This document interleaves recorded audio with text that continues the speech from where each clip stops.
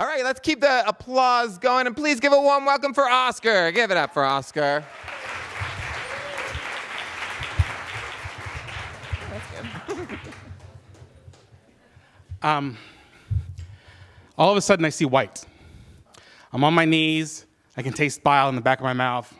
I reach back, and I feel blood and dirt in the back of my head. I don't realize what happened, but it occurred to me that someone just smacked me in the back of the head, which I will find out later, a brick. I look up, and I see my friends running away and two guys grabbing at them. And then that's when I remember I have something heavy in my pocket. I reach in, and I feel the gun, and I think, what the fuck am I going to do?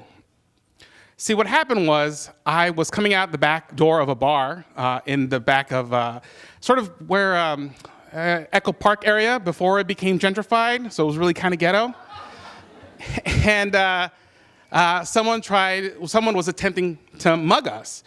And I, being the bigger of the group of friends, there was three of us, I got smashed in the back of the head by one of the guys. As I was reaching in, I pulled out the gun. The thing you have to know about this gun is that it's not a real gun, thankfully. And the story goes a whole lot differently if it was. See, I was working as a stage manager of a theater geek, and this was a blank. It was a gun that fired blanks that we were using in the play Steel Magnolias, if you remember. Now, the reason I was in charge of this gun was because I had a pyro license in the state of California, which sounds impressive, but it's really not. It's like a weekend seminar, and you get paid like $3 more at my job. But they trusted me, even though technically I'm not supposed to have this gun, they still trusted me with it, but I would consistently put it in my jacket pocket and take it home fully loaded. I also do that with pieces of pyro. I no longer have that pyro job either, but I digress.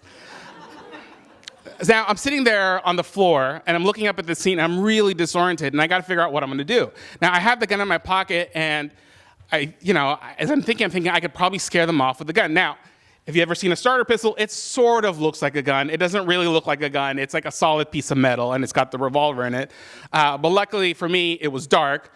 So when I pulled the gun up, and I said, "Get the fuck away from them," everyone stopped. The guy looked at me and said, "What the fuck do you think you're doing?" He had an accent, but I'm not going to do it because I honestly think it's racist when I do it with an accent.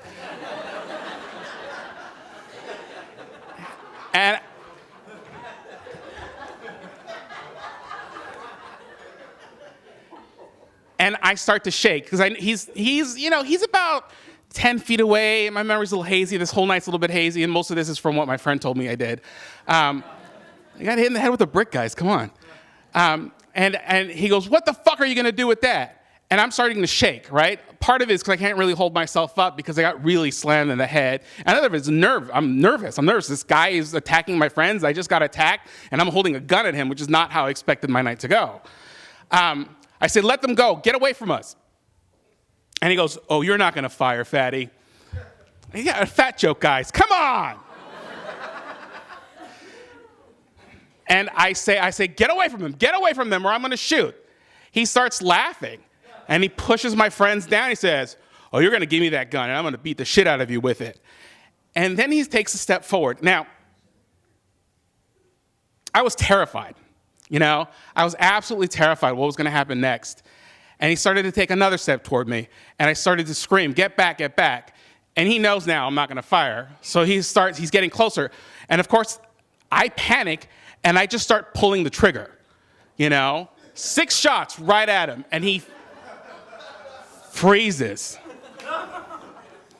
And I'm thinking, shit. I'm empty. I didn't have the bullets, but now I'm officially empty.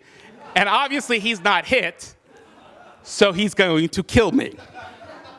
But he just stands there for a second and is staring at me.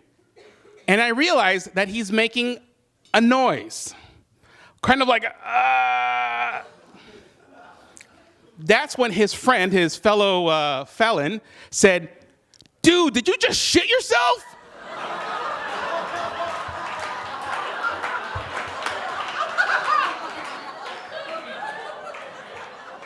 He did. He did. That's when they ran. I passed out. I passed out, mostly from adrenaline. I did have a concussion, but mostly from adrenaline. That's what the doctors told me. And when the cops asked me what I did, in hindsight, my friends were pretty happy. They said I scared them off. I was feeling pretty good about myself. I thought, hey, this was pretty brave. When I told the cop what I did, he said I was a big fucking idiot and I could have died. Thank you.